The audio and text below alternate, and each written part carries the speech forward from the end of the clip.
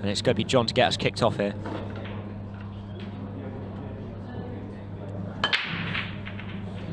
Doesn't want to go in off the start, doesn't, but he has gone dry.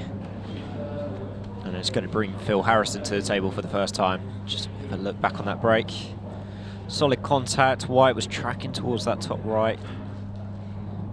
Nothing really doing, but just going to bring Phil to the table. Layout's a bit nasty. You've got the red surrounding the yellow on the right-hand side that are going to be an issue. I wonder if Phil maybe has an angle to attack it here now. I don't. Potentially screw into the red that's just below the yellow. Maybe a bit too straight. Let's see how it goes. Yellow ball's in play. Just decided to pump it just to get it a little bit off the cushion. Completely understandable. I mean, to be fair, he's got the yellow to the right middle. He could potentially do that with a bit later on in the finish.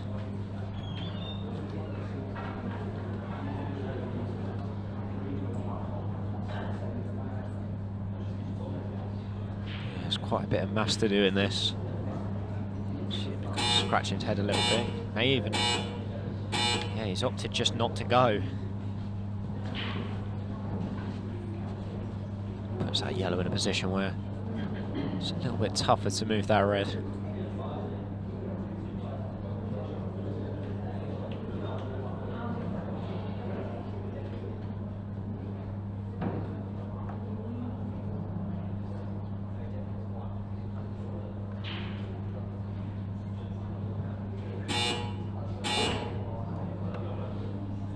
Yeah, and it looks like we're going to have quite a strategic encounter in this first frame. Just that cluster, it slightly favours Phil at the moment, but Phil not really in a position to go.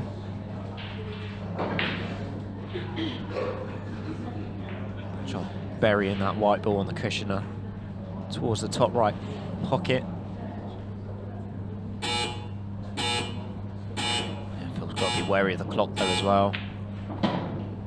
That was something that really caught Phil out when Ultimate Pool was first really conceived and he first started playing the events. Really struggled with that match clock, but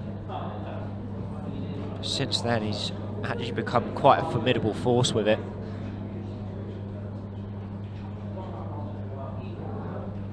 I wonder if he's looking here to take this yellow into the bottom right. Not the way I thought he was going to play it. I thought he might have played across and then given himself an angle to maybe attack it from the top cushion, but it's just a really awkward position where you've really only got select pockets for most of your work, meaning that cue ball's got to be crisp.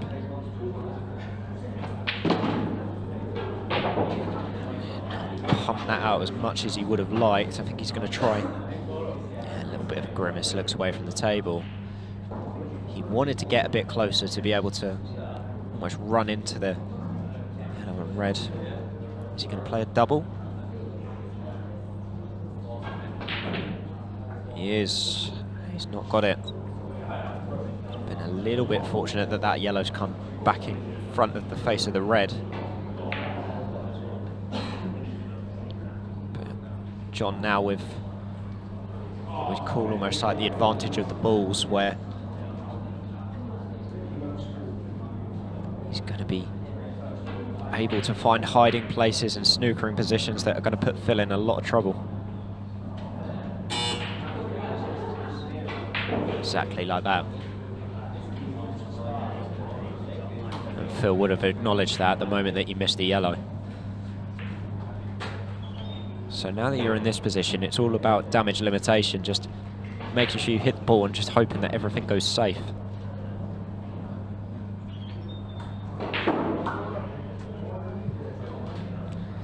If he's going for the red that's just next to the yellow that's just next to the red, he's got a chance of potting this. And he has potted it. It's a great shot off the top cushion, but almost didn't want it in because you haven't really got a next ball.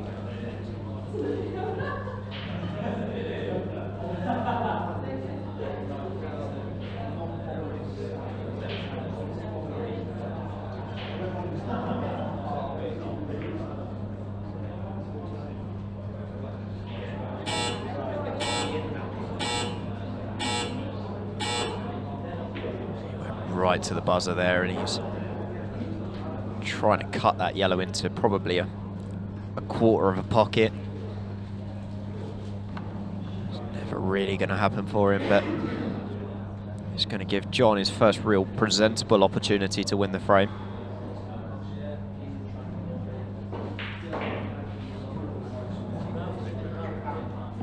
And frames like this, between these two players in particular, are going to be absolutely massive, because you can imagine that the way that John and Phil both run through frames, that there's going to be periods where a player's going to be sat in his chair without reply.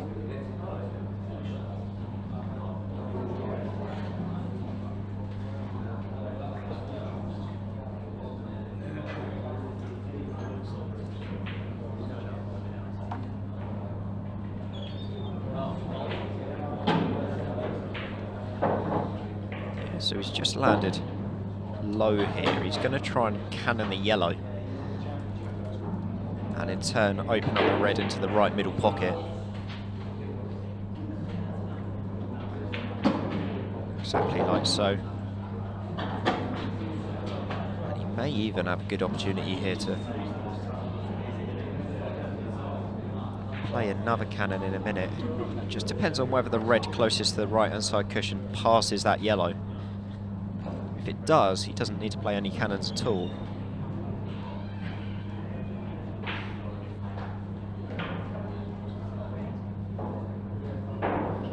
The thing that's just put him off slightly is just how close he is to that red. Just a bit of a touchy shot, this. Yeah, he's obviously happy that the red passes.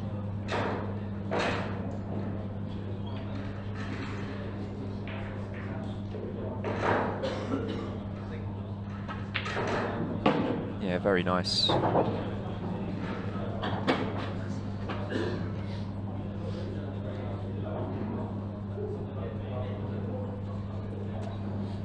from this point, it's all about the position on the 8 ball.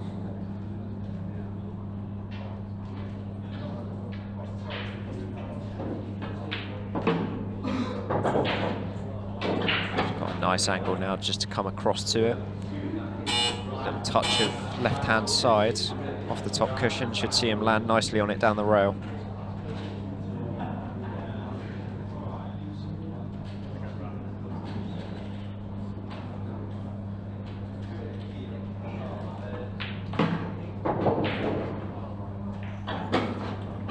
Lovely weight. And this 8 ball will see John McAllister open up proceedings.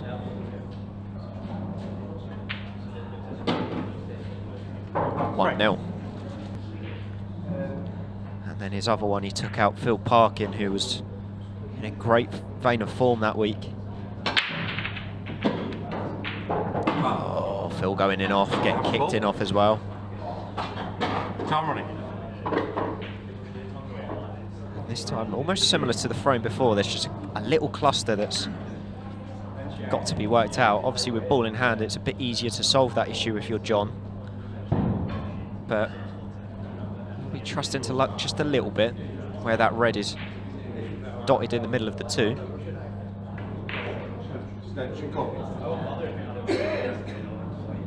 I don't blame him calling his extension here, because if he gets this shot right, he's won the frame.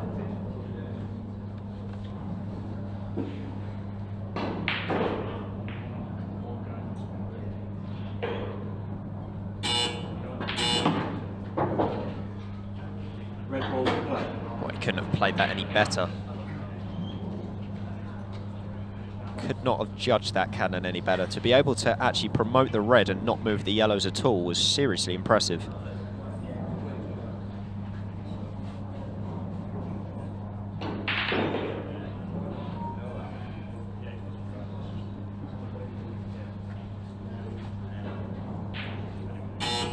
he's got the gap to the red in the middle, that's even better.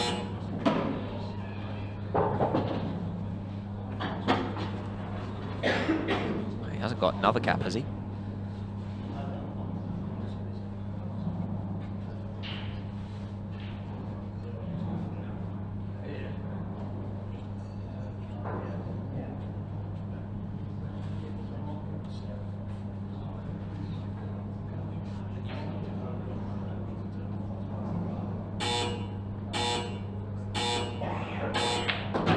Does.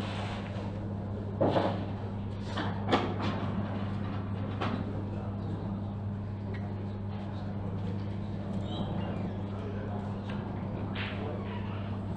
mean, so far this has been a finish for a magician, really. Just little tricks and finding little gaps with every shot he plays.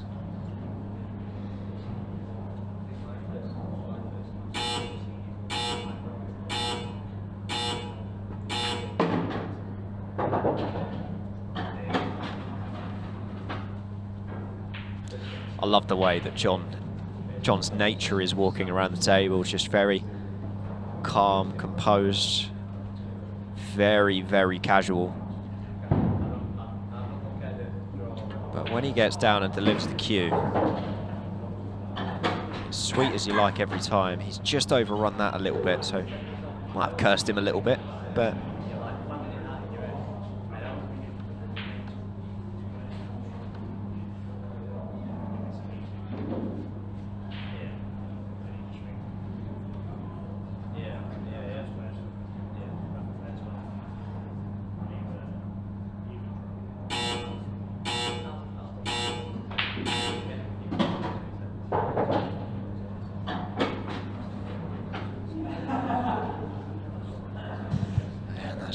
just overrun from John. That's tough to judge. You're playing with backspin and side off with two cushions.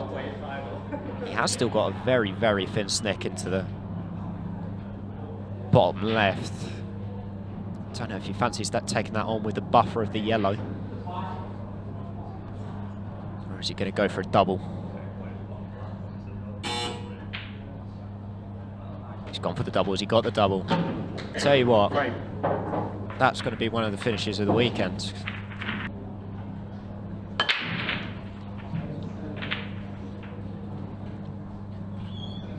It's another big break, but nothing doing for John.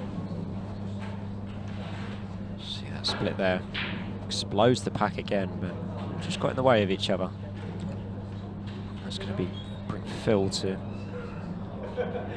bit of an awkward layout.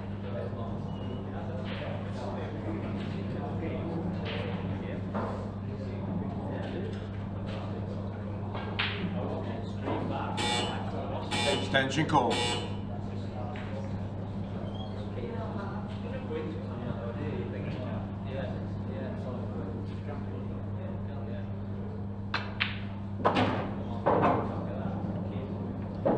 Yellow ball's in play.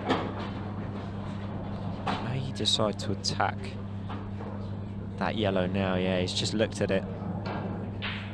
Ideally want to get it out of the way as soon as possible, and if he attacks it here, be a little bit unlucky not to land on any of the yellows that he's got around, whether that's the one on the top cushion, the one over the right corner, or the one over the bottom right corner.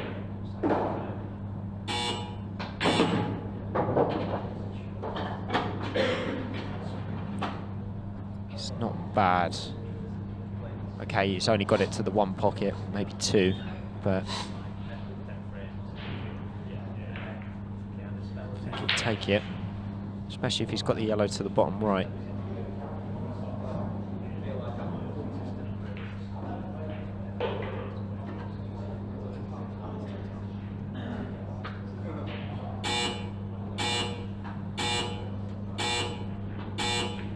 Yeah, it's well played. He wanted to try and hold for the yellow on the top cushion, and he's just about achieved it.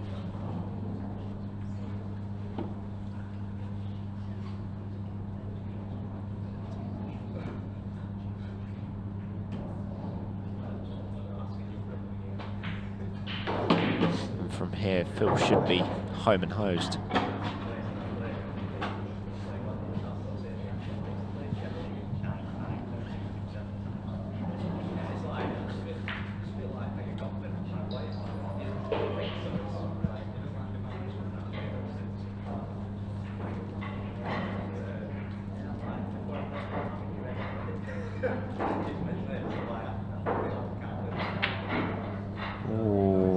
Well, I don't really understand why he had to stun that. Okay, maybe it was a little bit more preferable to have a bit more angle, but I felt like if he just left the white where the yellow was, he still could have pushed through that red.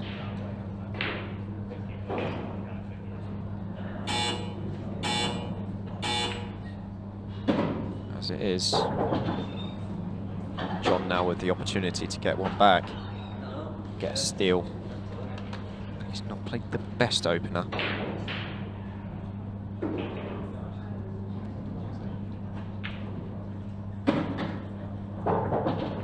That's a lovely shot.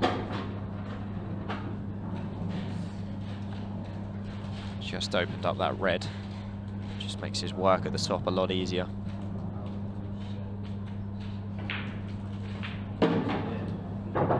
Now the only thing that could go wrong is landing on the 8 ball.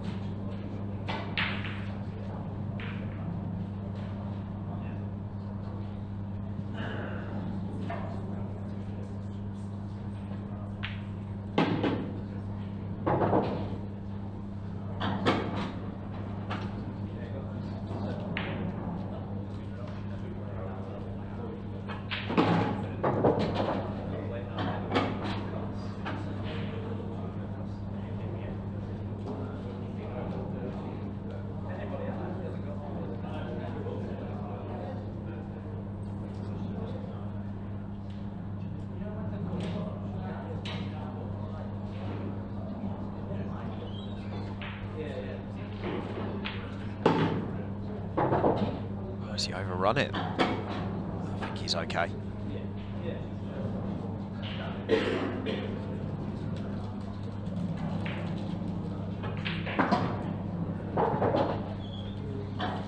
and this will go down as a steal for John McAllister.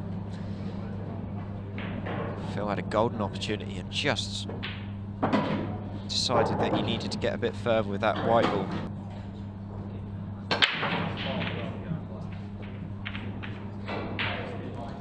Going dry will not help his cause. Both players struggled with the break so far, which is quite surprising, but first opportunity is now going to fall to John McAllister.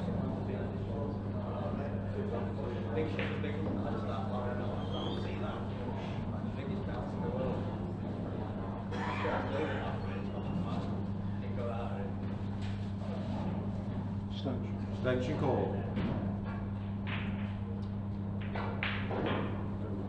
Red ball's nominated.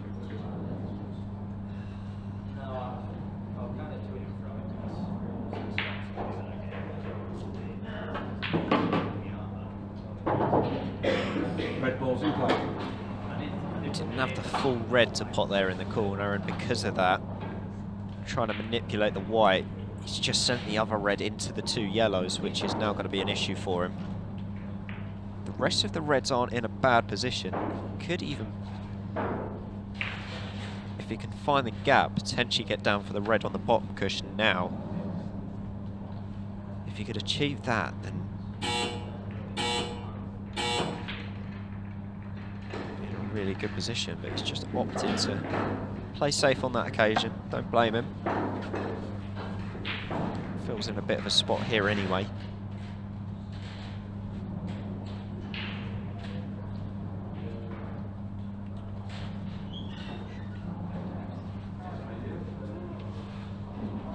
How do I say that, actually? Yellows aren't in a bad position at all.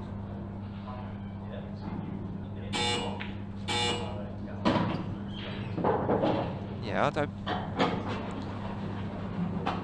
blame Phil for having a poke here, actually. I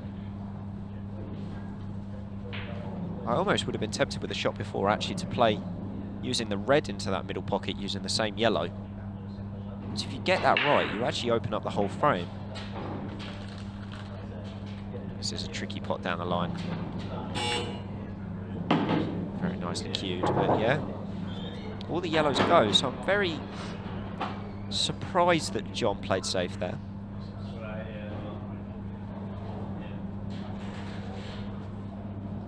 Is he just slightly the wrong side? Or is he going to try and push through here? think he's pushing through. Exactly like that. That's a great shot.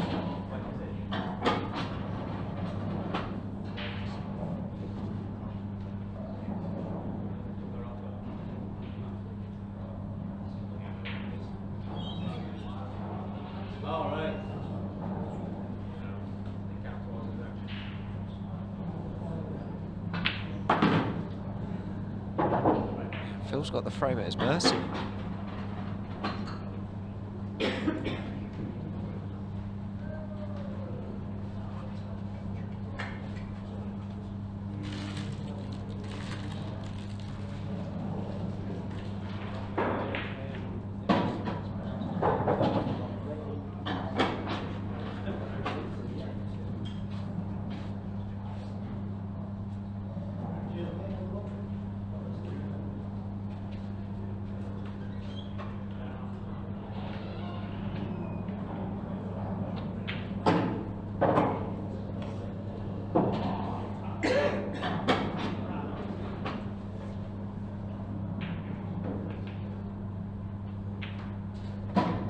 And it feels like quite a big tactical error led to this from John McAllister, but Phil Harrison is going to get his first frame on the board, making 3-1. We're tracking the halfway point in this session. Just the 4 frames played, and yet, you know, you feel like John's kind of made that mistake, and that's cost him the frame, obviously, but only 4 frames played in just over 20 minutes. Talked about that with John a lot. He can get himself in that rhythm where he's taking quite a lot of the 30 seconds per shot, and it can kill quite a lot of the match, and that can have a negative effect towards the back end. Extension called.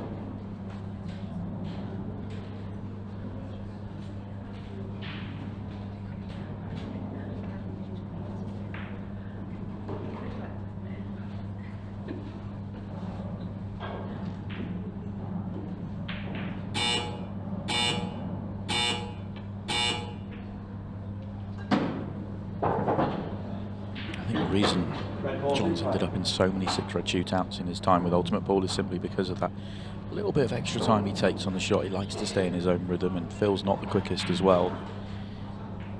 It'll be interesting to see whether we do get to 12 frames played in this session, even if it ends up being a really high standard from here. Yeah, I don't know. I think we will. I think they'll, especially if it goes close, because I feel like the two of them will both pick up the pace trying to get over the winning line. It's if one of them runs away with it a little bit more, I feel like, to be honest, I think in that circumstance I almost feel like John would slow down. I feel like Phil may also do the same if he goes 3-4 ahead. Just because obviously if they speed up, then it's going to put more emphasis on their opponent to speed up, which in turn would obviously mean that they're back in the match with the time remaining. Not everyone can play at the pace of Jordan Shepherd or a Chris Melling, and you've got to do what's right for you to be able to play at the highest level. Definitely something to, you know, for all players really to be mindful of in timed match eras. You know, this is a 25 frame match, but essentially they've got 2 50-minute sessions to play that in.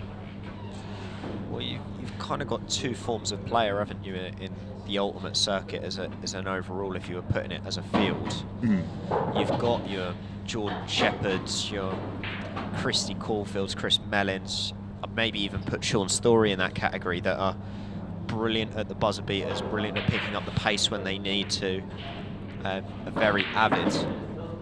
And then you've got the other side of it, where you've got Phil Harrison's, John McAllister's, Stevie Dempsey's, that are brilliant in time management and won't probably sprint out a 7-8-0 winner, but what they will do is when it gets to those tetchy parts of the clock, they'll know when to spend their 30 seconds, they'll know when to speed up, and they've got that ability to do both. Oh, what a break.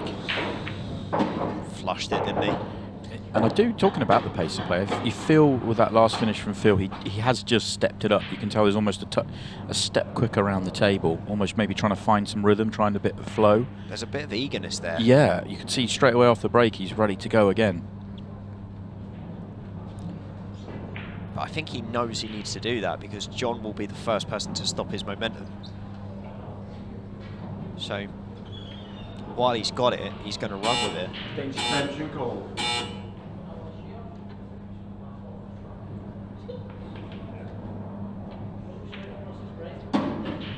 Red ball's in play.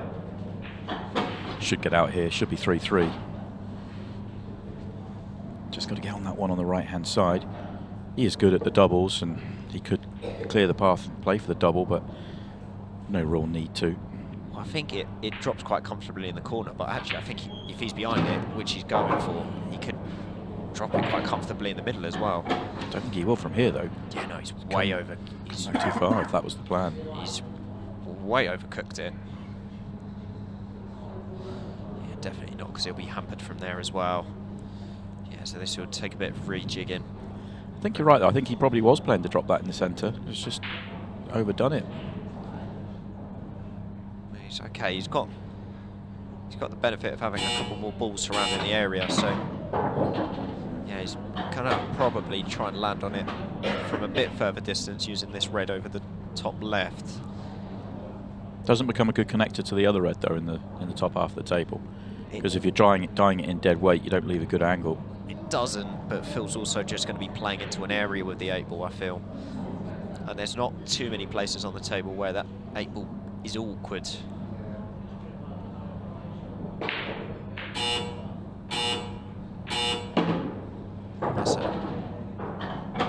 Did he try and land on it to the top right? I think he might have done, you know. Might just play the double now. Only problem with the double is, will he be on the 8-ball? I suppose if he's straight on it, he'll be able to clip it back, or just pull back for it down the cushion. I mean, he's not really in trouble. It's just his body language, isn't it?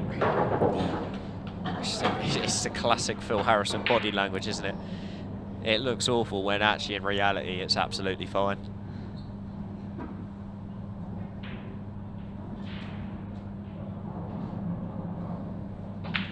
Yeah, very good. Always about getting on that ball. It took him a while to get there. He tried a few times, but he got there. And you have to say, he has really picked up the pace. That's 2 back-to-back off the break and done at high pace as well. It's going to be John to break here, 3 apiece. It's important for John here actually to gain a little bit of momentum again as well. Jeez. Oh no. Oh my word. That's very unlucky. How criminal is that? What an opportunity this is for Phil to go 3 back-to-back. Well, it would be 4 back-to-back, but 3 off the break on the trot in about, what, 6 or 7 minutes of play. Yeah. That would be quality. Just watching that break back was horrible. You just see the way that the spin took it in as well.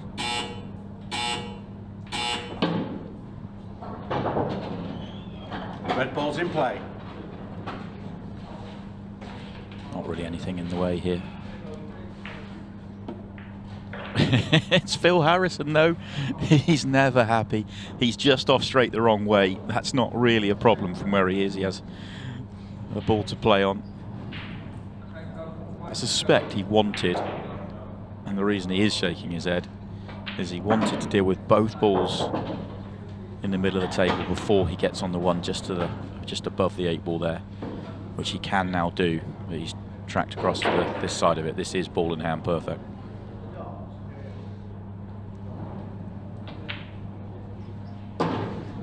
Phil could win £1 million tomorrow and be disappointed they missed a tenner off of it. That's it. It's exactly what he's like. Yeah, it meant he had to top through with just a trace aside rather than stun behind it. It's actually, we talked about pace of play a lot since come on, but he used to do that a lot more. He's managed to really limit himself and realise we're in a 30-second a shot era, and especially at 15 seconds a shot, he can't afford the time to do that. You've just got to, it's happened right, next decision, move on. Yeah, he's just more brisk now, isn't he? Beforehand it was very calculated, very methodical, which it still is, but it's almost like he's now in kind of a hybrid mode where he can switch and then go into this quick, fast-playing mode where his brain's able to keep up with it a little bit more. I mean, obviously the most notable mistake I'm remember Phil making from memory was when he played Stevie Dempsey and he time fouled right at the end of that match. Yeah, big error. You'd never see Phil do that now. Yeah, he's certainly improved on. And he is. Lewis Roberts is 5-4 up on Rob Warren. Ricky Jones and Dave McNamara are locked at 2 apiece. John Rowe is 7-1 up on Christy Caulfield. It's amazing, Makes no sense whatsoever, does it? And as we go down, Craig Waddingham 5-4 on Phil Parkin. Jack Whelan 6-1 up on Tom Jones. Mark Fleming is 3-1 up on Luke Gilbert. Good start for Mark. Hitton Patel 3-1 up on Eddie Barker. Zach Shepherd, the amateur, 1-0 up on Aaron Davies after a good win against Kyle Cope. Ken Edwards, another amateur, 1 apiece with Peter Mullaney. Jimmy Croxton has made a good start against Josh Yahai. He is 1-0 ahead. And Greg Batten and Andrew Patchett have just kicked off. So, interesting scores there to work with. And just a couple from further up the draw. Christoph Lambert 7-5 up on Luke Sanchez, and Dom McCooney and Oli Bale are 6 apiece. Yellow ball's in play.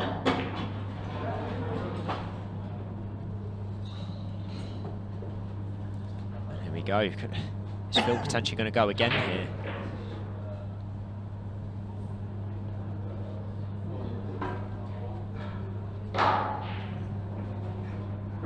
It's a little bit straight on this yellow, so he just needs to work out exactly where he wants to be. Oh, he tried to run through to leave it in the middle and he's short. He's very short. He can still cut this back, but he's going to be losing the white to the top end of the table. Unless he plays a double. He is good. He is very good when it comes to the doubles, but it's a tough one. I think he can just about make the double. See where he goes. He did go for the double. Has he got it? Or just to the top jaw? So Phil's 9-minute burst has come to an end. I was going to say, I imagine John's having a bit of a sigh of relief at the moment because he was about to be given an absolute clinic by the looks of things.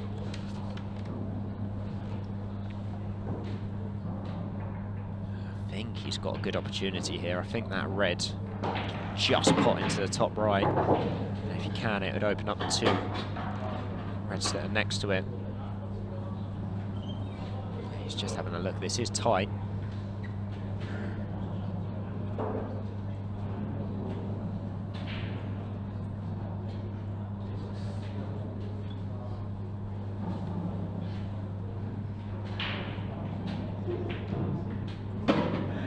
Where's he ending up?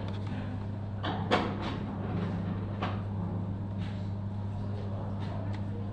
think he just removed that red there. The reason for that is just so if the cannon went wrong, he'd have the insurance of the 2 reds at the bottom.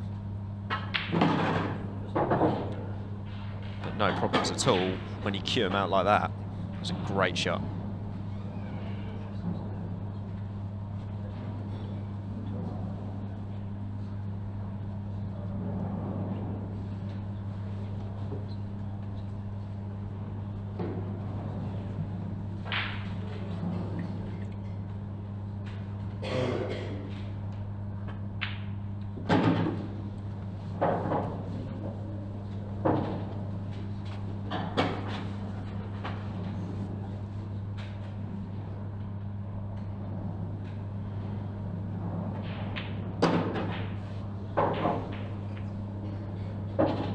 This has been very good from John.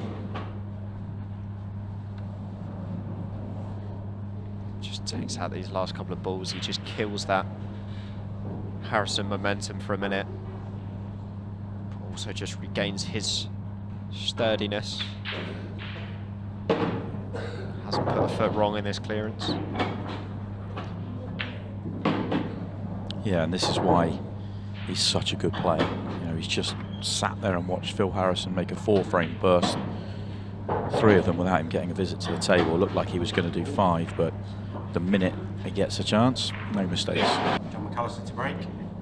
4 frames off. John can't be any more unlucky than the last one, so see how he gets on here. Oh, and then I was going to say he was going to come up dry, but diving header on the red keeps him alive. It's a very good split.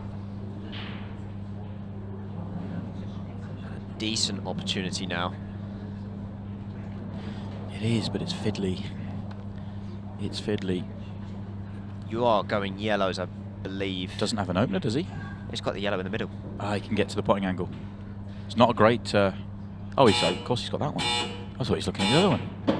Yeah, no. Oh, Yellow ball's in play. I think he's perfect here. I think he's just got the gap of the 2 reds. It's exactly the gap he would have wanted. He's just playing through here, and this is going to essentially try and unlock all of his issue balls.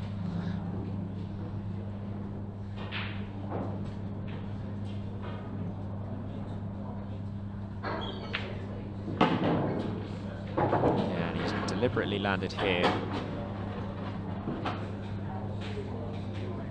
so you could potentially either play the plant and get 1 red out and screw back for the other ball, or you can take the fair one. Just Declan Brennan and Josh Kane watching along, our recent Champions League winner, alongside Josh Kane, our last man standing winner from this year. 2 former WPF World Masters champions. That's poor from John. Yeah, he's absolutely fine here. He's shaking his head because he nearly missed the pot. Yeah, he's got an off-angle plant, but not one he's going to forget. But the shake of the head is nothing to do with where he's finished. It's not Phil Harrison being annoyed with his position. It's just simply that he knows he missed the pot, but the table plays generous. Yeah, you could see the way that he cued it. It wasn't really with that much conviction, so you know, he kind of got away with one there. He would have obviously been playing to be on the one nearest the pocket, but he's not going to be concerned with where he is.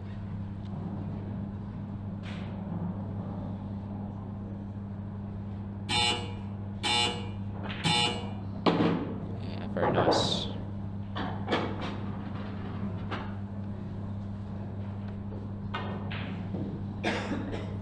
Argument to take the one in the centre here. If the natural line lets him get to the middle of the top cushion, depends how much room there is. If he plays for the one on the left-hand side, if he can just drop that in, will he have an angle on the one to the right centre to get on the 8 ball? Would be a slightly awkward shot, so not surprised to see him going this way. It was all about making sure he missed that red on the natural, which he did, although he didn't get enough side on. Too much angle here. Yeah. Can he play? Can he go 2 cushions and go side to side and land on the yellow, or is that gap a bit awkward to play that shot? Yeah, I think it's a bit awkward. I think he has to come down the line of his hand here, which is going dangerously close to the yellow. Oh, white ball. Big moment in this session. Yeah, because that's the first real big mistake I think that's been made by either player. Okay, John maybe got a tactical bout a little bit wrong earlier on, but that wasn't so much he made the mistake, it was more Phil putting a good finish. That one was a genuine mistake.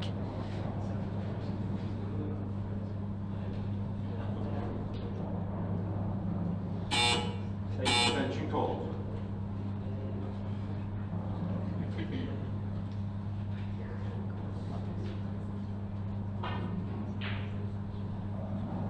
I don't know if this is a weird compliment to say, but when Phil runs around the table, he looks quite light on his feet, doesn't he?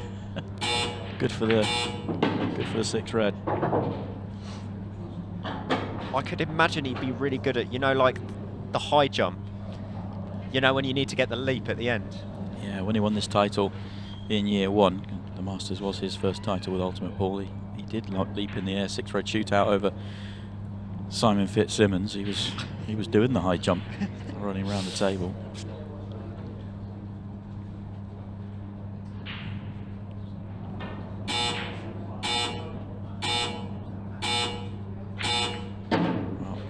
Well, what was he doing there? Why has he moved the yellow?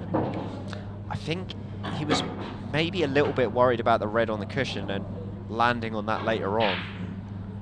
And I think because of that, he wanted to move that yellow fully out of the way, and he didn't achieve it.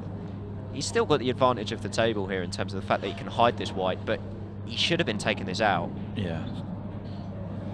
I can't believe the 2 shots. I mean, the first shot looked okay, and the second shot really poor, but he's really almost right the way to the beeps. That's having made 3 finishes off the break on the trot in under 7 minutes. He's used up, what, better part of 2 minutes here to play 3 shots. I'm going to be honest. I think that counter clearance from John, has actually just thrown Phil a little bit here. Yeah.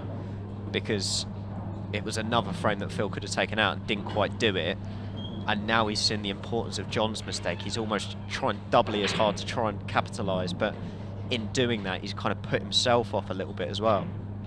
That's a great cut. Oh, I thought that was going to drop.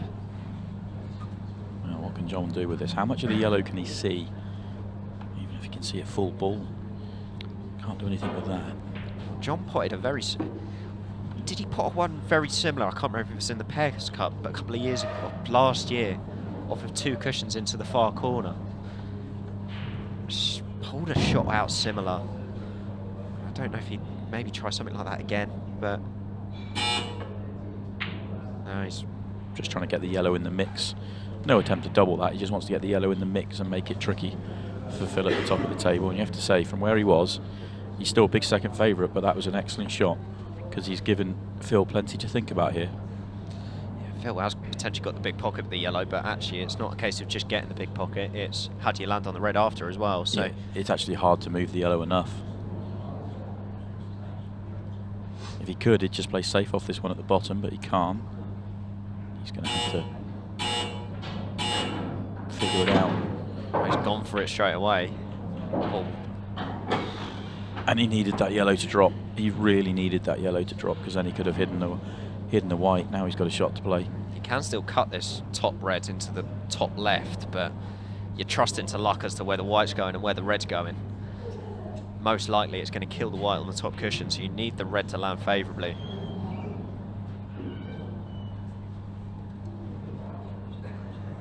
This is a bit clutching at straws now. Oh, he tried to play a loss of turn, and that's not bad. It's not great. It's not one of his own safe, but he's got John's into a safe enough position.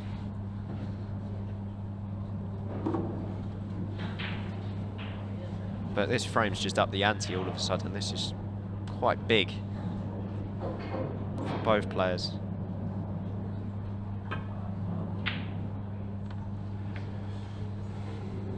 It's not the best shot from John. He's put some pressure on though. He's got to clip this in.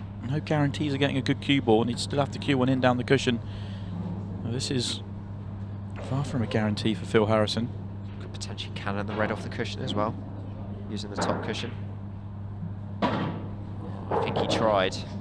That bump's worked out beautifully for him though. Yes, giving him the perfect angle, isn't it? Yeah, it's not too far away from where he'd want it, if he could put it out there with his hand.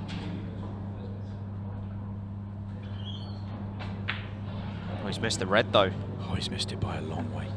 He has missed it. That's the second one he's missed down the cushion in the match, and that one was by a huge amount. Yeah, there was a bit of body movement on that as well, actually, from Phil. John's got away with one. Massively, and he gets himself in front 5 frames to 4. What have you made so far, Si, of the English players obviously going abroad and giving the American style a go? Do you think it's worked for the majority of that have gone? Oh, 100%. I think it's been great. I think the players that went really enjoyed the experience. It's a different game. Same game but a different table. It's a bit like tennis players going and playing tennis on clay to grass. But it's the same game but different. But everyone to a man really enjoyed the experience, including myself. It's going to be a bit of a cheeky question, but out of all the pros that haven't been and done it yet, is there anyone you'd love to go and see give it a try? Yeah, there's a few. I think I wouldn't put one in particular, but there's a few I'd like to see. I'm really looking forward to seeing Sheppy. I think he's going to go really well. I also think they're going to love him out there as well. Yellow ball's in play. To be honest with you, I mean, I know it's quite timely, but because of the cue action, John has got a very American cue action. It's very long and flowing that would be, to be honest with you, quite transparent, I think, when it comes to American ball. He's actually I've always thought that with John's cue action, but he's been playing a fair bit as well. Since COVID, he's played quite a bit of American pool here in the UK. Yeah, but I think John would go well if he did go over. Of course, all this is available on Ultimate Pool USA's social media accounts. Make sure you're following for all the action next week. It's underway on Friday for the shootout, and the rest of the weekend for the Open, Junior Open and Women's Open. Callum just went slightly wrong, so he is going to have to play a good long pot recovery here.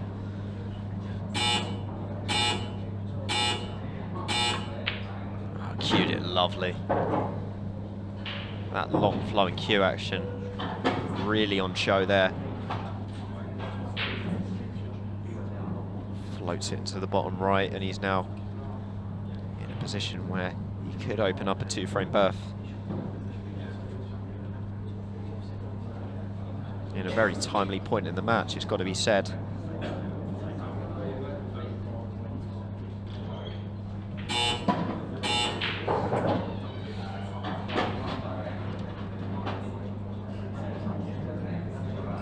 Be with this shot, just make sure you get that gap. Don't do anything silly here, leave it short.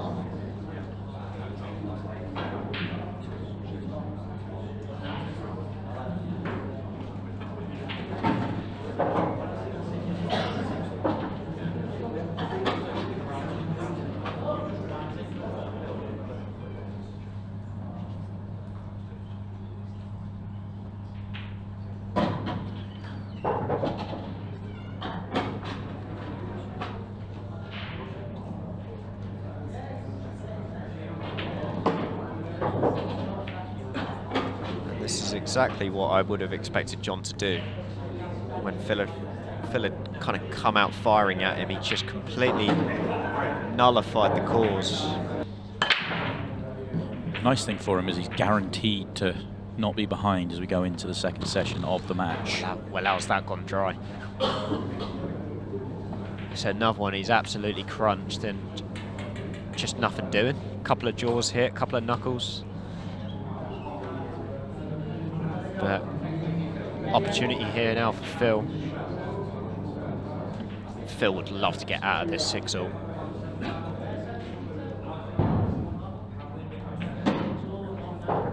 Felt like he might feel a bit hard done by after the little run he went on to fall behind after the first session. I feel like 6-all would be a fair reflection, it's got to be said. But Phil needs to win the next 2 to get there.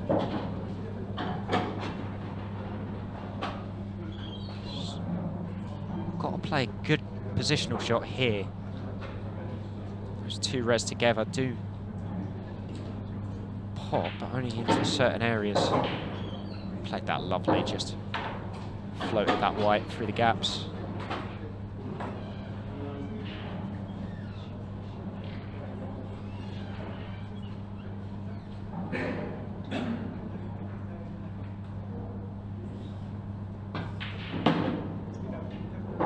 Well, has he been fortunate? Has he just knocked it on to be a plant?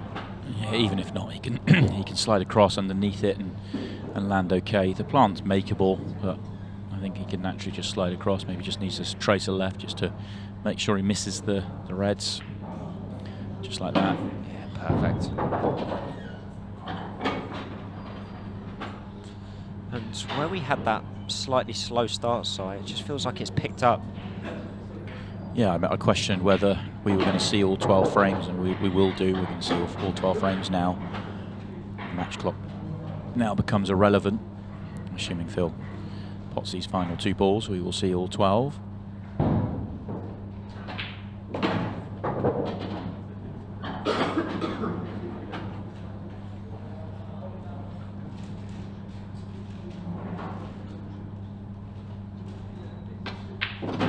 Important frame that for Phil.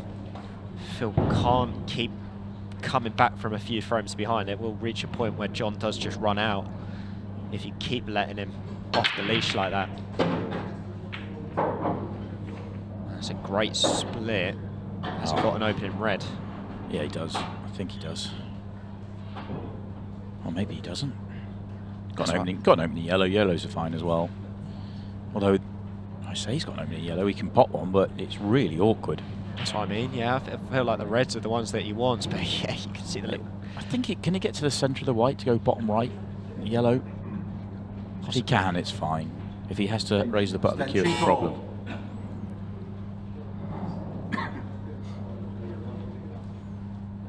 You see there, I thought there was chances, but look, he has to. This is the best chance he's got, the best shot he's got. This is horrible. But this is Phil Harrison. Yeah, that was very good. Yellow ball's in play. And one thing I will give a compliment to Phil here for is he looks right up for the fight tonight. Sometimes you can get a bit of Phil Harrison where he maybe looks a little bit wayward, but you can just tell that the energy's up tonight. It's another great shot.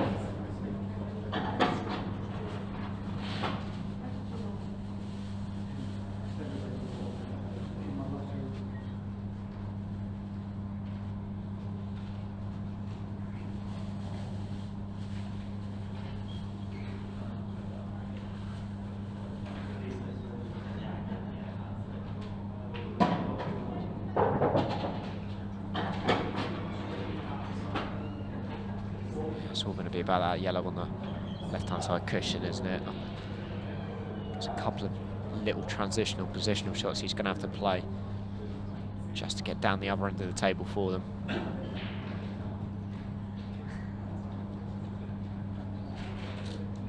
Oh, he's used his extension. He's going to have to get on with it now.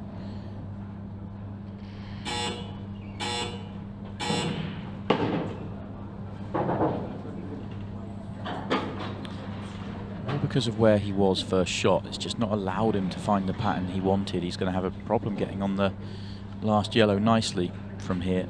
He's a little bit short on that previous shot.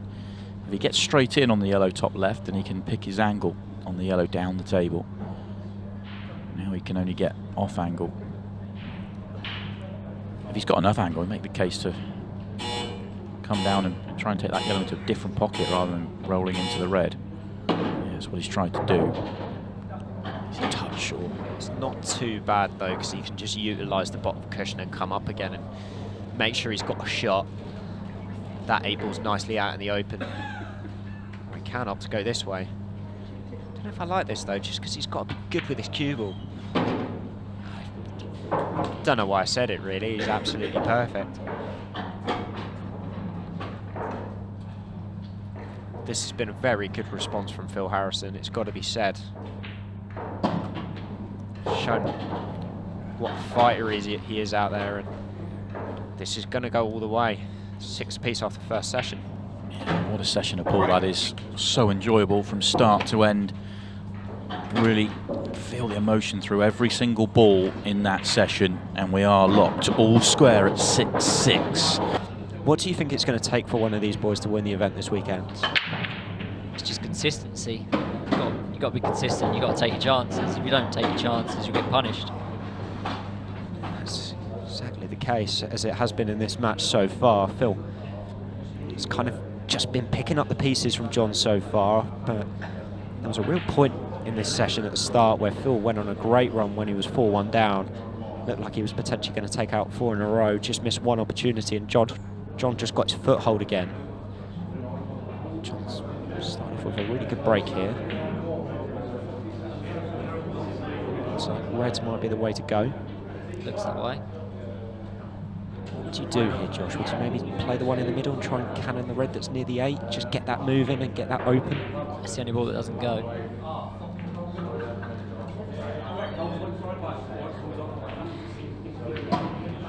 That's a great opener. Just gone that one roll too far to be nice. Just because he's going to be chasing the cue ball a little bit with it, so may opt to take a different route now, but he's got it far away now, enough from the 8 that he can come back to that piece of work later on.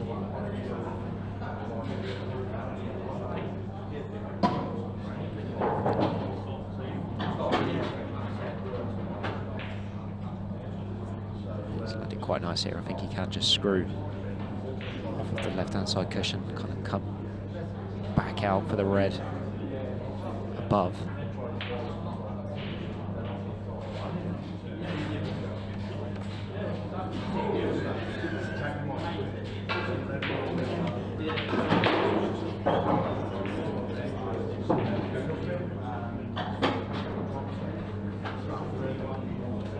I think one of the benefits of Josh, is obviously the way that he gets through the cue ball is so consistent, but the main thing about it as well is the way that it holds up under pressure. Yeah, he's always got his cue ball fairly good.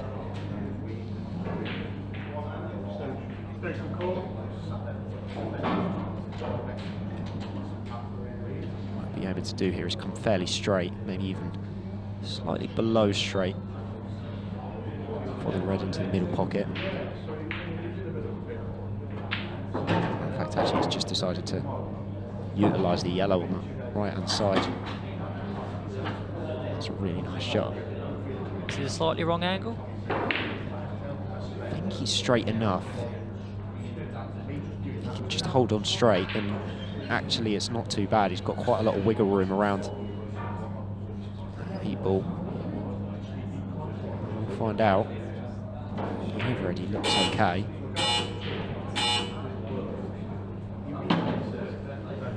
Did just have a little bit too much. I think he'll be okay here though, because I think there's enough yellows around that he could potentially flick off of one and come out, or John, with the cuest he is, Slightly nip it and just come back. just slightly nip it, yeah.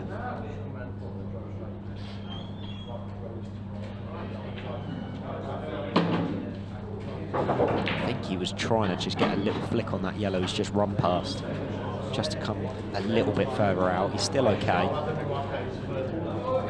This is just a thin little slice for the frame.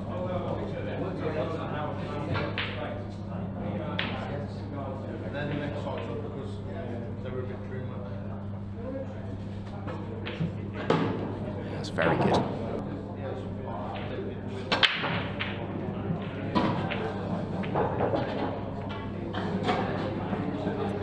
It's not. Yeah, It's a bit scrappy. It's not great. Yeah, you could just see in Phil's face there that you just see that the balls kind of come together on that left-hand side again towards the end of that clip. He's got developing balls, but it's not a case that it's just one issue, it's a couple of issues, which obviously adds to the tariff of the finish. He's going to want to take yellows. Where's he gone here?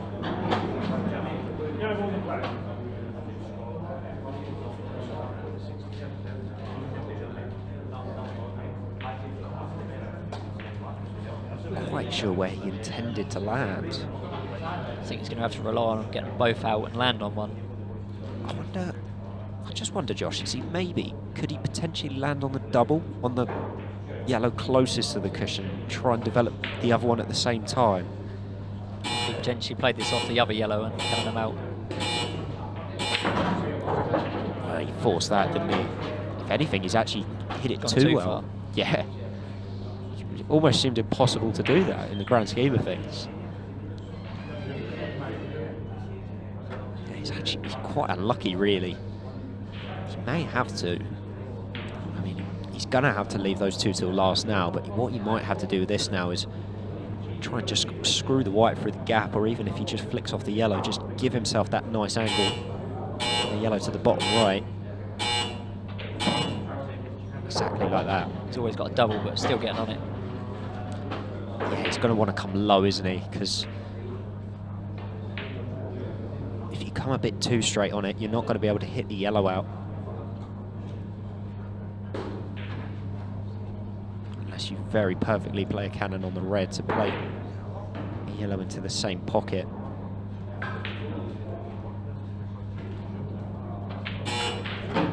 Yeah, so it deliberately comes low. This is a big, big shot now.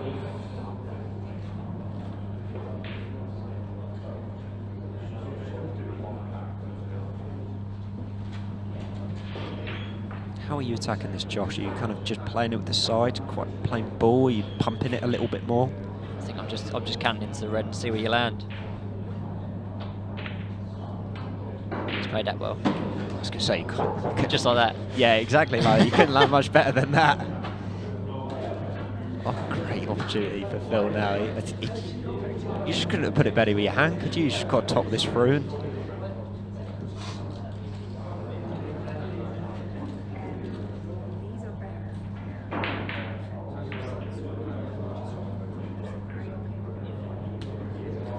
he's not happy with it, is he? Well, he's got to be quick though. Changed his mind. Oh, he's got caught out by the time. Can he pot it off the red in the middle? Oh, this is the only catch with Phil sometimes. It's just sometimes he loses track of that timer. I think he's okay. For the frame. He had to play off the red. That's a great shot from Phil. It's not worked. He's still gone dry. He's had so many dry breaks today for the amount of times he's actually made good contact. I mean, He's caught him well. he's hit him clean, hasn't he? Opportunity for Phil now. I mean, it's not often you get to say it, Josh, but John McAllister needs to find his break. Yep.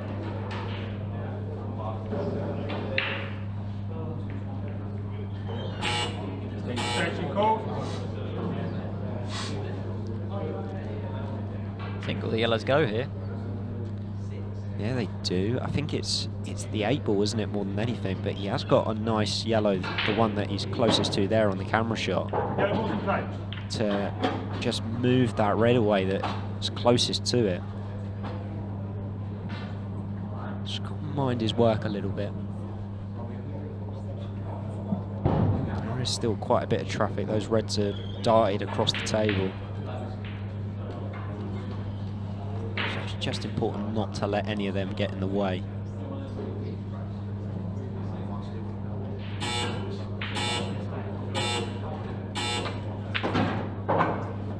As he played the cannon, it's pretty good. Looked like it went. Yeah, I think he could have landed on it to the corner, but what he's just done there is just opened up the frame a little bit more. Just means he's got it into more available pockets, so he's not having to chase it to a certain position, if that makes sense.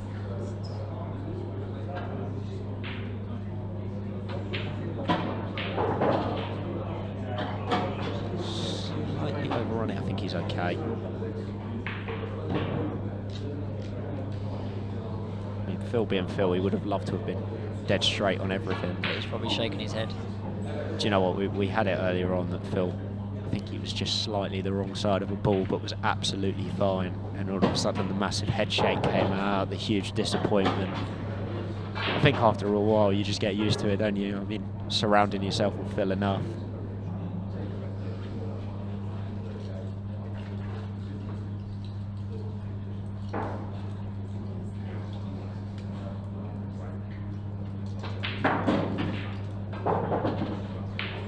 So he needs to land on a good position here. Needs the angle just to cannon into the red. Just hold for the black. Yeah, this is going to be the key to the frame for Phil. He's got a nice big pocket with the red here, so all he really needs to focus on is this white ball. He's opened it up for the black. Yeah, he's done it the opposite way, to be fair. It's been very nice from Phil Harrison.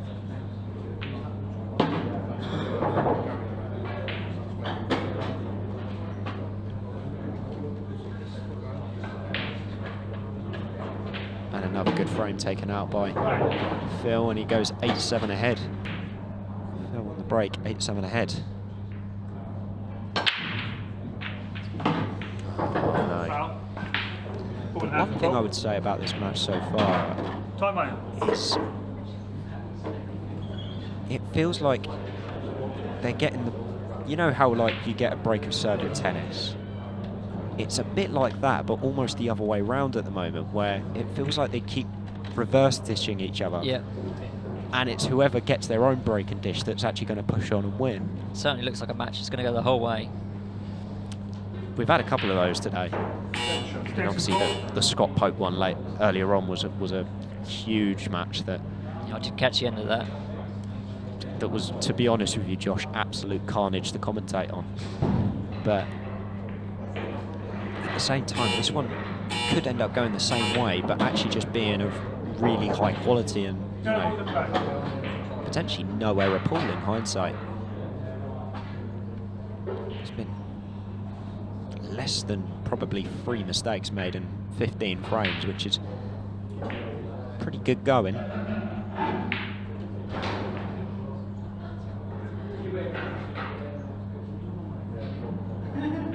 There's still the potential that we could end up going to 6 red here. I mean, the closer that it goes between the two of them, the more the clock ticks down, and the more potentially it could actually see each player make a mistake or two. That also adds to that time clock. So Is it 30 seconds the whole way through, or? no. So now that it is 30 seconds for the first session. When we reach this second session now, when we get to the last 10 minutes, it then goes into a 15-second shot clock. So kind of back to the normal format, should we have it. Last 10 minutes of carnage. The last 10 minutes of carnage, absolutely spot on. And to be honest with you, with Phil Harrison at the table, you could almost expect it.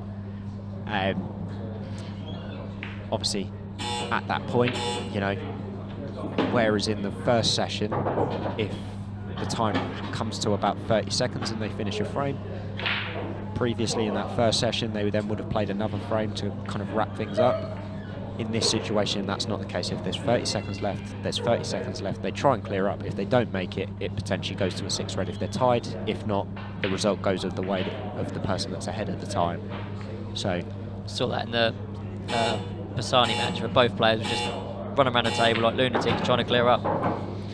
well, yeah, I mean, in all fairness to Ryan, I mean, he had a minute 20 on the clock and he had a golden opportunity to clear up, and just to be honest, too much time. Yeah, to be honest with you, he just thought he had a bit more time than he did, I think, in hindsight.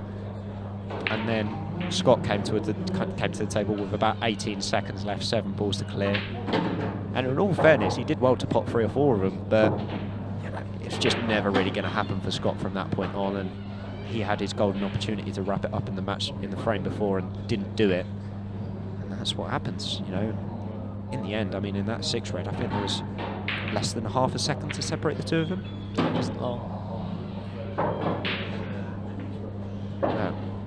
Is it going to be half a second that separates these two as well? Because Going back and forth currently. they're not getting away from each other, are they? That was 6 all at the break.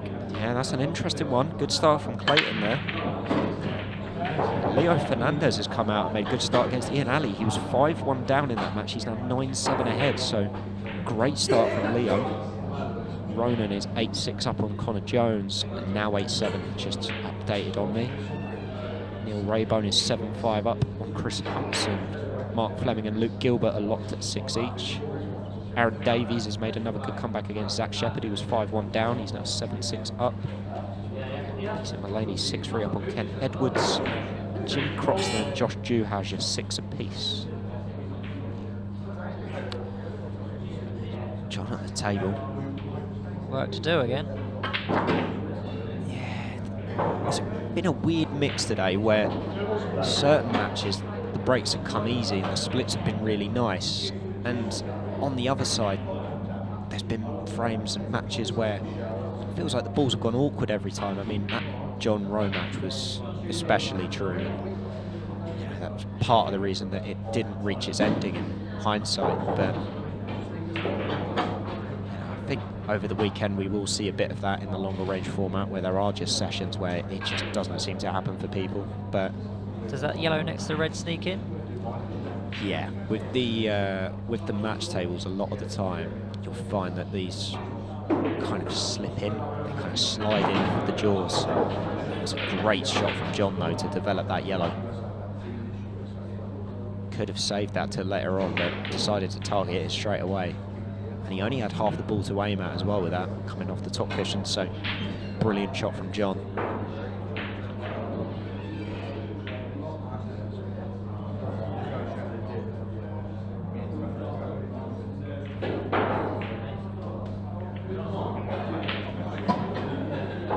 That's got wrong. Wrong.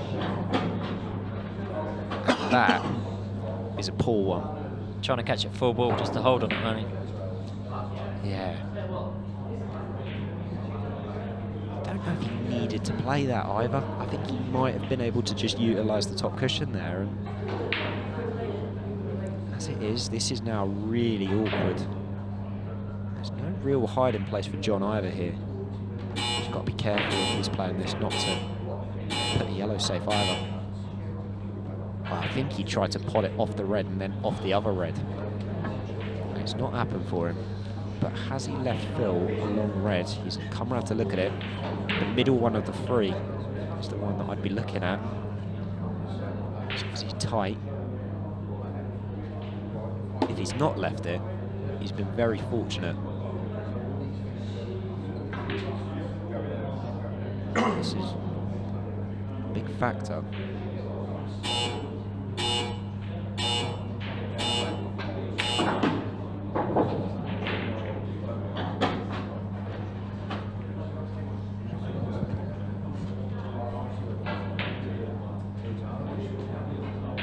When did you get on the red down the rail? Did you get on it as soon as possible?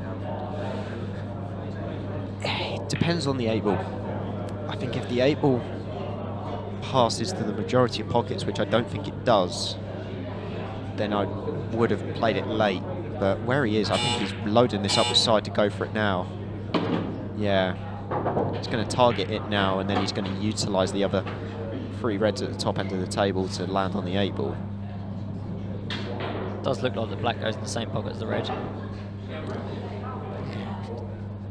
It's really tough to tell from the overhead sometimes, but I think it does.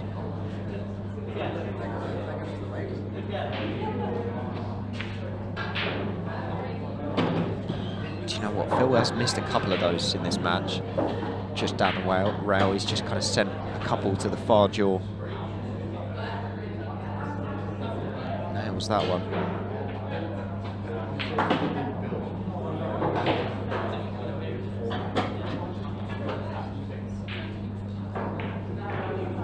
It's all going to be about landing on his 8-ball.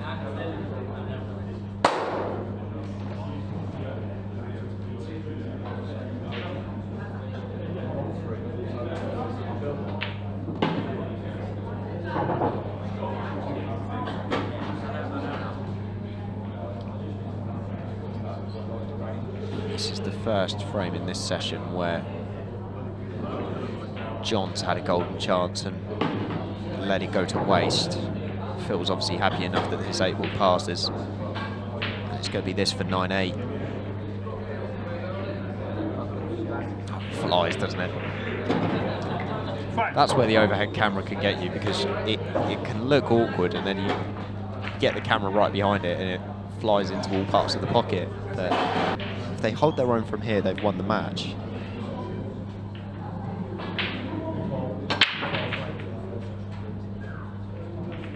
Thought it They well. still can't make a ball. The old teapot's out. Yeah. It is. The shake of the head.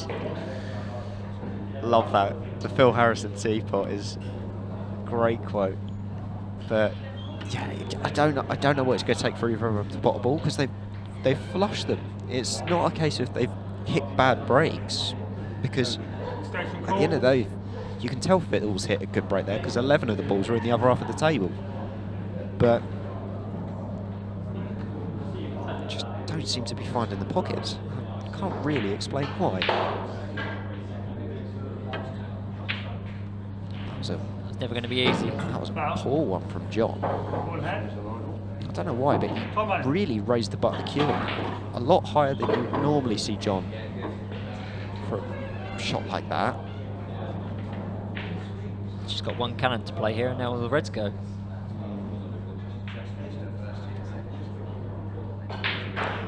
You just get the sense, Josh, I don't know if it's just me, but get the sense that John's just starting to get a little bit frustrated out there. You know, he's had a couple of good opportunities to kind of break free or maybe get that one ahead.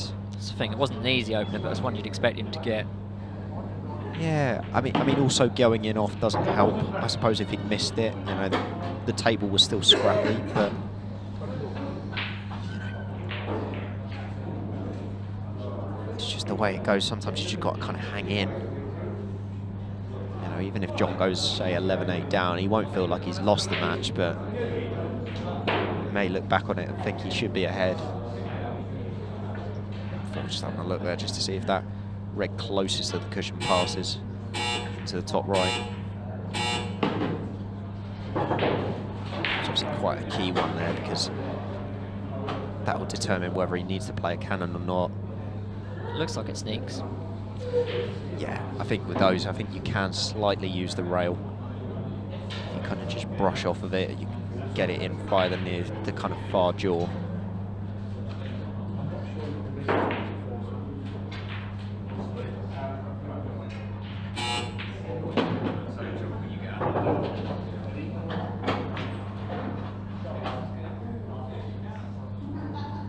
If it does go, he's in prime position here. Just where the two yellows are, they just play slightly big. So you're going to want to nail the position on this, because whichever the final red is that you're going to take, you want to land nicely on it. You don't want to land slightly off angle. A bit like that. Exactly like that. Because I think he's forced to take one down the rail now.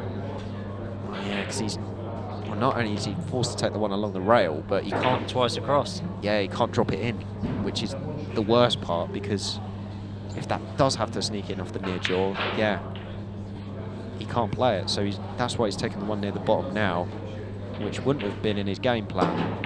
It might work out okay. And he's not got a bad angle here, but it's if he's got to force it that it becomes an issue. He's not happy, so it's probably absolutely plumb. Yeah. Well, that's the thing, he could end up just playing a great shot here, but I think he's aware that this final red that he's leaving, he's going to be running the wrong side to land on the 8 ball. Just play a traffic. There you go, you see the angle that he's got now, he can't screw off the cushion. There's no real way to land nicely on this 8 ball. He's going to have a long, awkward 8 ball, unless he somehow manages to navigate his way out. The balk line. Maybe off the yellow?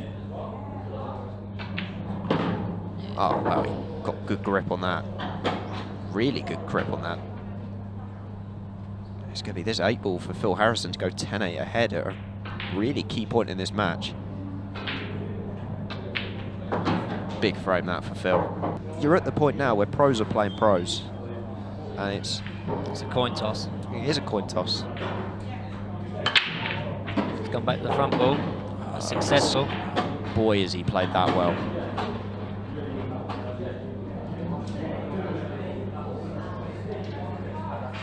You just see that kind of pounce of his cue there. And the yellows look very inviting. You could go reds, but It's not an easy opener. I think I'd prefer reds, but it's just the opener. yeah. I think with the yellows it's not too bad, because the one that's closest to the cushion, once you play the plant, you can kind of just remove that ball. Shouldn't really be that big an issue.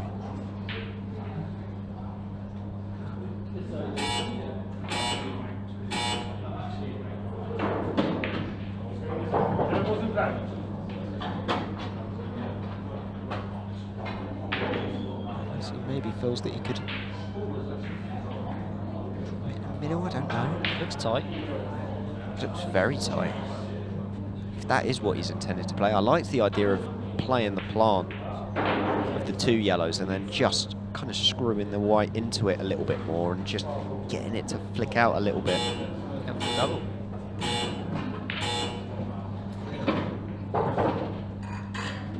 Obviously just backs himself to play it down the rail later on, which is... Looks a big pocket. Yeah, well, do you know what? I completely missed that, Josh. That's a fair point. The fact that he's got the big pocket down to the bottom left. I'm glad I got you in the commentator's box, because I completely missed that. You'd still be dropping it in the middle, wouldn't you? Yeah.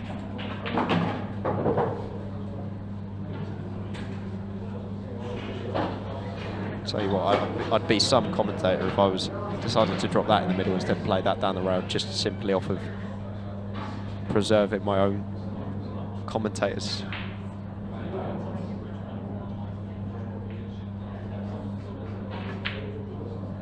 He's played that lovely. He's got a lovely angle as well, just to come across, play for the just under the 8 ball.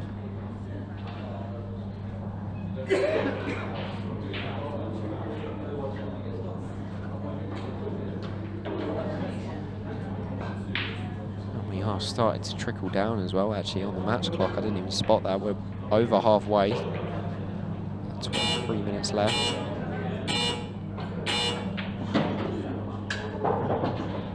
To come down for the bottom one first just means he's got to play a nice positional shot. Somewhere near straight really on it to be able to either push through or screw back.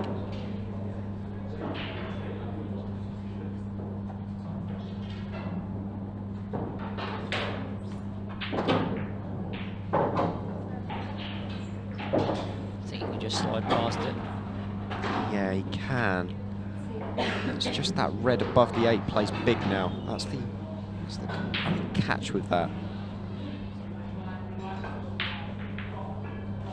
A little bit careful. Yeah, very nice. Put the pressure straight back on Phil. Yeah, and that's going to be 10-9.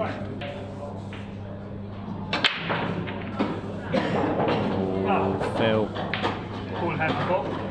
That's exactly what John would want. They just can't get away from each other, can they? I don't know. Every time one of them looks like they're just going to gain the momentum over the other, something happens that just drags it back away from him again. John has got a really presentable opportunity here. Yellows. Yellow ball nominated.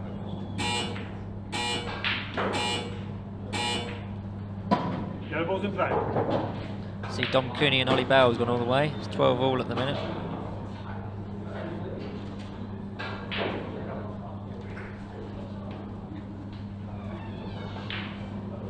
Yeah, we've got some matches that have wrapped up as well, actually, in here. Christophe Lambert wins 13-5 against Luke Sangees. Liam White beat Andy Williams on 6 red, seemingly. Shane Thompson has only dropped 1 frame all weekend. He won 13-1 and now he's won 13-0 against Andy Millard. Yeah, I spoke to him earlier. He wasn't happy that he didn't win his first match 13-0. I wish we all had that problem, don't you? A man that's just been in the room, Declan Brennan, wrapped up a 13-5 win over Sean Sharkey. That is a great result for Declan. Sean is a real trip-up herder win there this year. Carl managed to get the win in the end as well, 13-10 against Chris Alexander. Josh Kane beat Connor Tracy. Big result for Josh, coming from behind. And Jake Dillon Newlove beat Jez Graham. So Jake the Giant Destroyer on another run. And Tom Cousins eventually nullified Cole Bedford 13-6. It would have been very Cole Bedford to come back from millions of miles away. But Tom has eliminated the man from Wales. Next in call.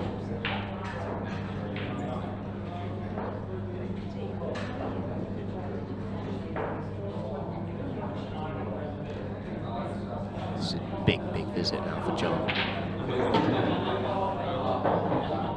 And he's got these yellows pretty much where he wants them. Just a question of which way you go to land on the 8 ball, I think.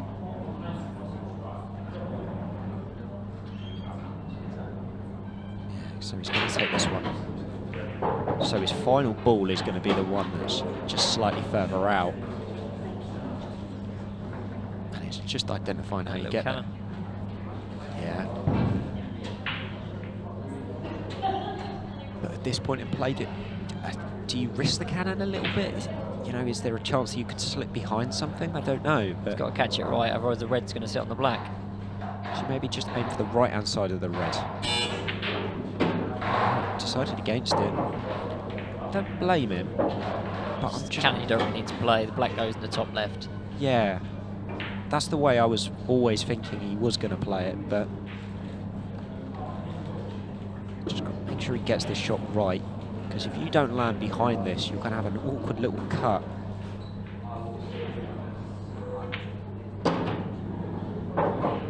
I mean, you couldn't play that About any there? better. Yeah, I think maybe a millimetre to the left. I mean, that's a joke, isn't it? For 10-all.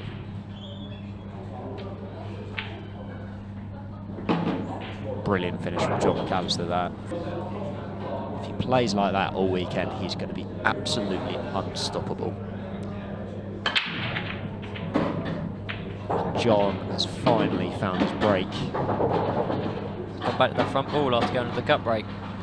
Yeah, and it's so timely, isn't it, Josh? He's found it exactly when he needed it.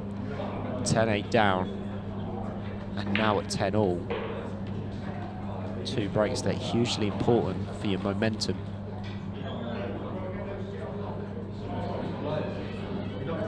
Just got to play a good one here. Don't want to end up knocking that yellow in the way of the other red. Great shot. Red balls in play. And this is, from here, fairly routine for someone like John McAllister. Don't want to jinx him on that. We'll just see how he plays out from here.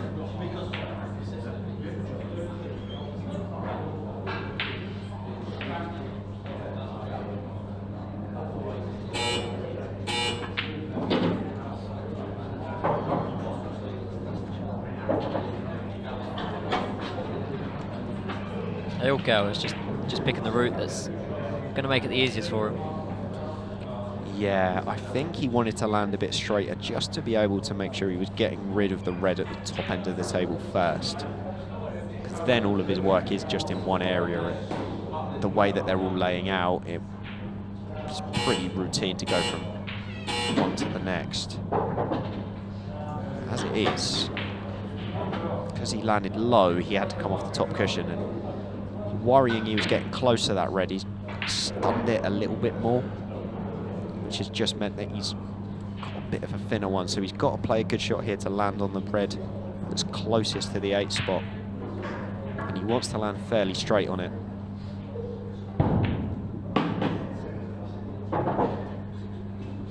Pretty much like that. He's maybe a roll short of where you want to be perfect, but it's not bad at all. When you still got the choice of either red towards the end, so See, that's the thing. as long as you make this ball, you shouldn't really fail. That's the thing, Josh. It's the part that the pros are so good at, isn't it? It's giving yourself the options when you need them.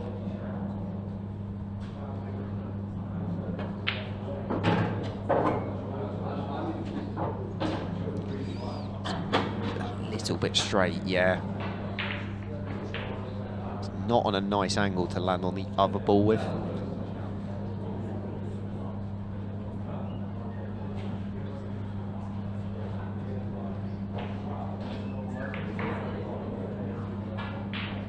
Is he going to screw back, or is he going to try and top through?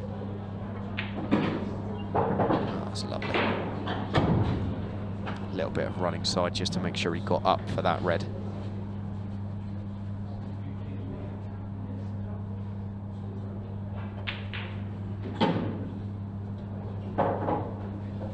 Eight ball for 11-10.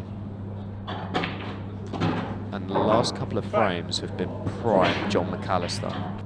Doesn't want to let John get to the hill. Phil's found his break now when he needed it. It's not ideal. All the reds do go, but the red that's at the bottom, nearer the yellows, only has that one pocket, and it's not a nice shot because you're landing on short position.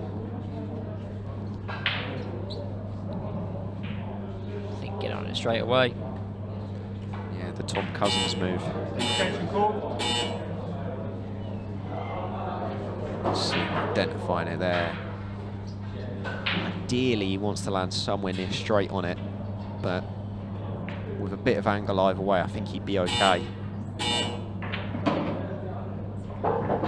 And that's okay, because I think he can screw off the yellow enough just to give himself the red in the middle. Just don't want to stick there, that's the only thing. If you end up snookering yourself on that ball... I think you just top it through a little bit.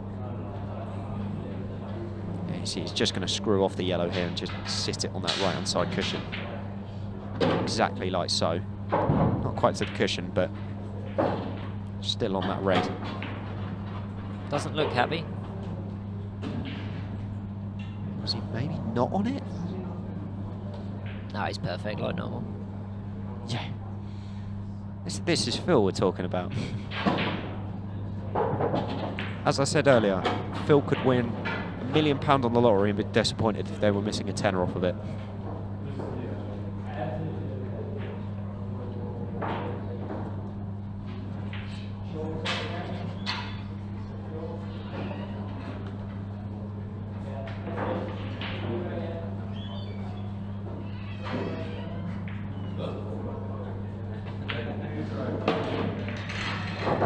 Nice shot from Phil. Just wants to make sure he comes inside and lands on a nice angle for the red closest to the pocket next.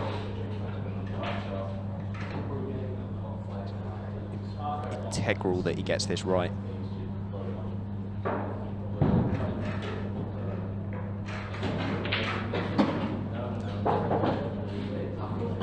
Unless the red does pass into the bottom left, which I don't think it does. He's short here.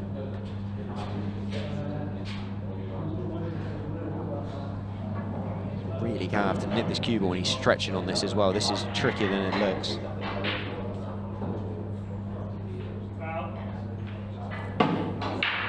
It's fouled. Oh no. Oh no. Phil doesn't think he has. Didn't realise. Can't check. It's going to be killer. Because look what he's left for John. Referee's just going to come in and check it. He's just going to check it on the big screen with us. Let's have a second look at this.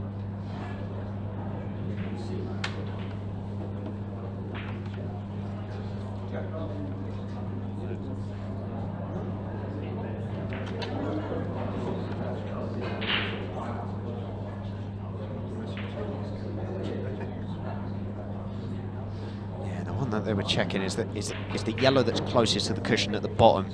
I feel like it caught on his shirt. The referee seemed quite certain when he came through. Foul. Ball in hand. Time money. Massive error from Phil. Yeah. And all of that hard work now goes to waste. John McAllister is going to have a golden opportunity to get to the hill.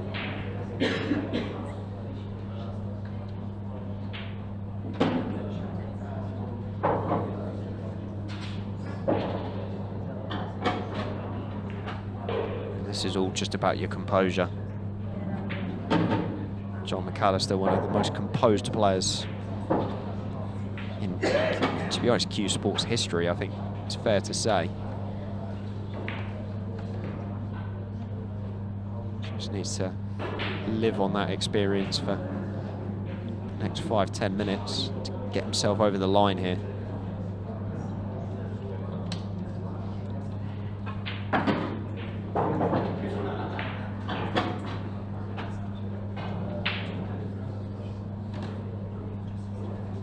Sounds really silly to say, but one thing he's just got to make sure is that he doesn't let that red get in the way in any shape or form.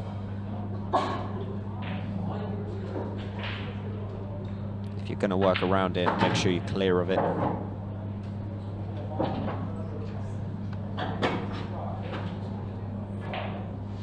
Because he's straight on that yellow to the left-hand corner. Yeah, he's going to take the one to the right-hand corner, so he needs to make sure he clears this red.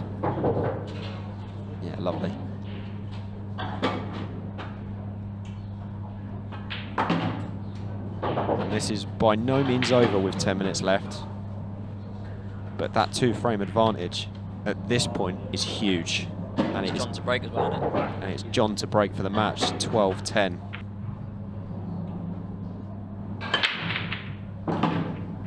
You bet he can. But can he make the white? No. A little bit of work to do by the looks of it.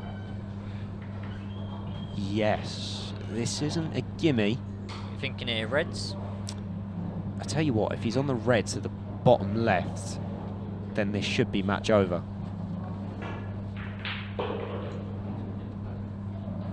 Don't think he is. Extension called.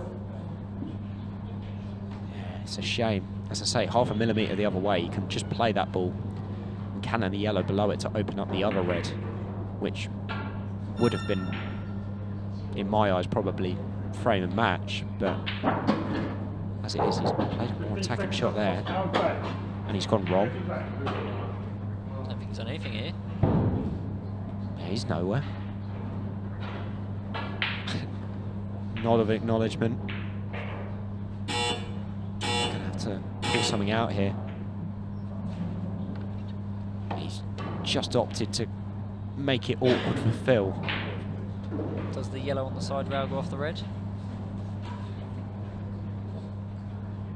No, yeah, no, that red is a bit too far across for that. Extension called.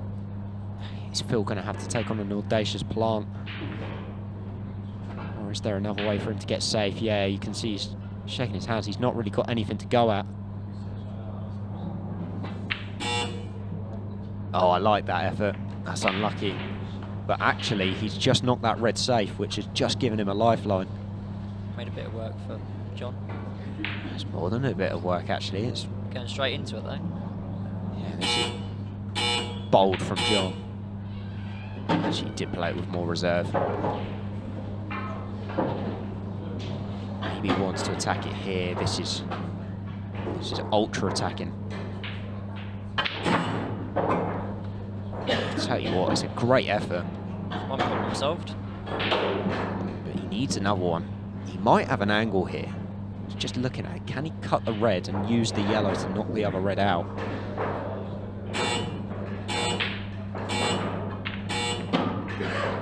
Oh, you bet he can. He's not on it. Can he swerve it? Off the side cushion, I think, is probably the way to go to get there. But even if he makes it, he's going to have an awkward plant with the next one. He missed it. Chance for Phil. Here's a chance for Phil, and it's not a bad one by any stretch.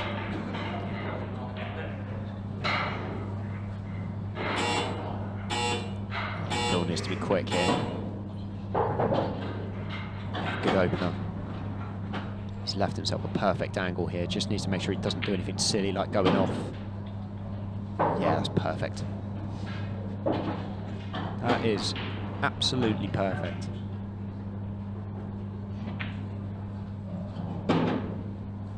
A little bit low on the yellow, but that's fine. He can take the one over to the top left first. Just needs to judge the screw back on it.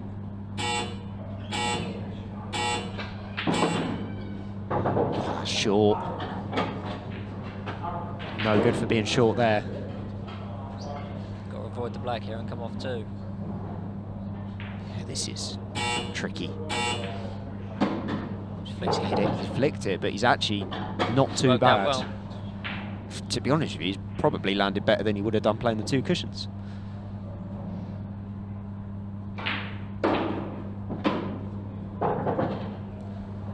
Not how he intended it, but Phil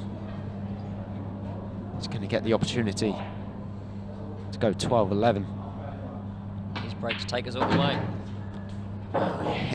It couldn't still go to a 6 red, could it? It would need a really scrappy frame either here, or if it went to a decider, a scrappy frame there. I mean, this is one for obviously some of the maybe under 25s players that are watching along, but Josh, you may remember this one actually. It was a good mate of ours in Ross Smith that played a little while ago against Adam Stevens, and he was a It's going off. Ball landing from Bob. That's harsh. It was kicked in off. Oh, he was going towards the jaw. He was going towards the pocket anyway. So you can kind of half expect it, but he's still unlucky. Station call. Just reverting back to that point, we're talking about comebacks from places it shouldn't happen, and as I say, you'll kind of remember this. It was Ross Smith, wasn't it? And he was 8-1 down against somebody in the under-25s tour a little while ago. Yellow balls in play. His opponent just missed an easy chance, and he ended up going on and winning that 11-10, which obviously is a monumental comeback in the grand scheme of things, but it just shows that every so often that little mistake just causes a player to crumble, and it happens. John's got these yellows exactly where he wants them though. He's got a good angle here. If he wants to play the cannon into the red that's between the two yellows. Just get the red out of the way. May even play into the yellow, but he's played the red It's a good shot. perfectly. And now this is at its mercy, because he can get to the bottom of the yellow. We'll see if he falls to the centre of it. Yeah, and this is now fairly dot to dot. And I think, Josh, it's fair to say that I think this match has lived up to the billing of it. Certainly has. Two world-class pool players have gone head-to-head. It's swayed, it's throwed from left to right. John initially started ahead. Phil came back, levelled the session at 6 apiece. Phil did the early bidding in this session. Barring any major mistakes, it's going to be the 2019 world champion John McAllister with this 8-ball for the match.